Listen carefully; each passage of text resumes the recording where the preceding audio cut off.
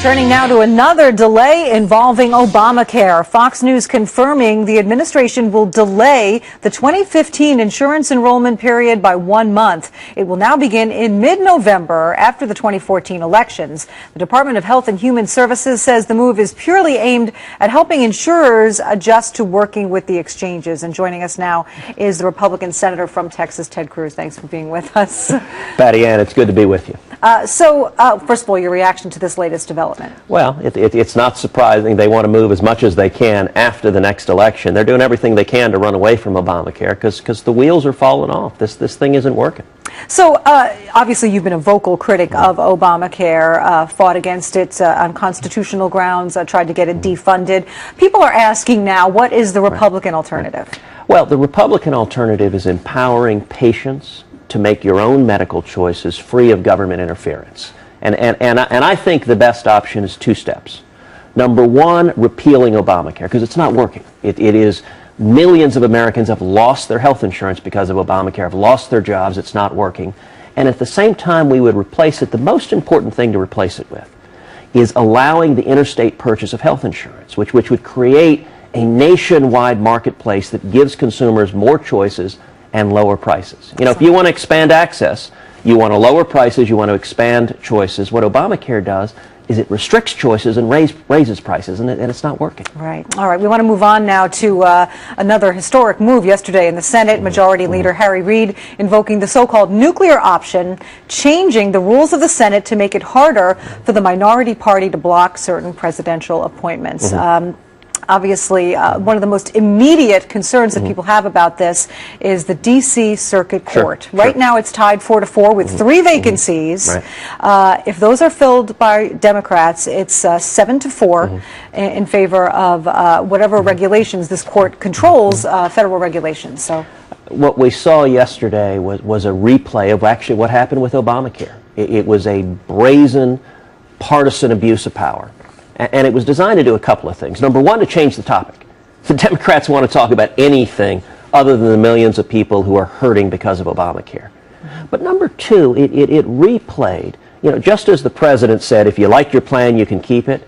Harry Reid has said repeatedly this year that he would under no circumstances use the nuclear option to change the Senate rules. And just like President Obama did, he broke his promise, he broke his word.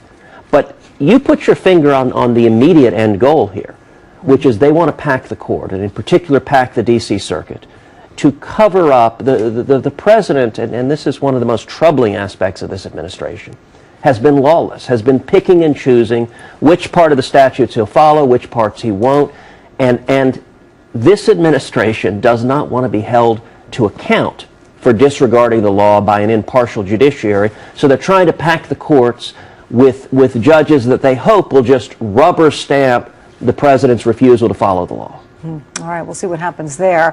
One last topic now. We want to touch on the Benghazi investigation. Earlier this week, you sent out a letter to your fellow senators asking them to back an independent investigation into the terror attack on our consulate in Libya. And it included, you already have 24 senators supporting it, but you want the others to support the forming of this commission. And you included a statement from the family of Sean Smith, one of the 4 killed. Why is this so important?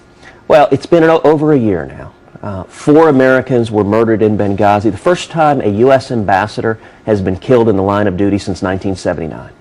And we all remember that debate between Barack Obama and Mitt Romney, where President Obama said, nobody cares more about getting to the bottom of what happened than I do. Well, over a year has passed, and it seems the word Benghazi has never again left the president's lips. We need to find out what happened. We need to find out, number one, why we didn't respond to the serious security problems there on the ground, the escalating threats of al-Qaeda terrorism. Number two, we need to find out why we didn't send in military assets to save those Americans, why all of our assets apparently stayed where they were. And number three, we need to find out why it is that the administration deliberately, repeatedly edited the talking points, changed the message, and concocted this story about a silly internet video rather than acknowledge what was obvious at the time, what our military leaders have told us was obvious at the time, that this was al-Qaeda terrorism targeting the United States. And over a year later, we still have not apprehended and brought to justice the murderers who took the lives of those 4 brave Americans. We have to wrap, but very briefly, where does the resolution stand now in terms of support? Well, the Democrats are blocking it. Okay.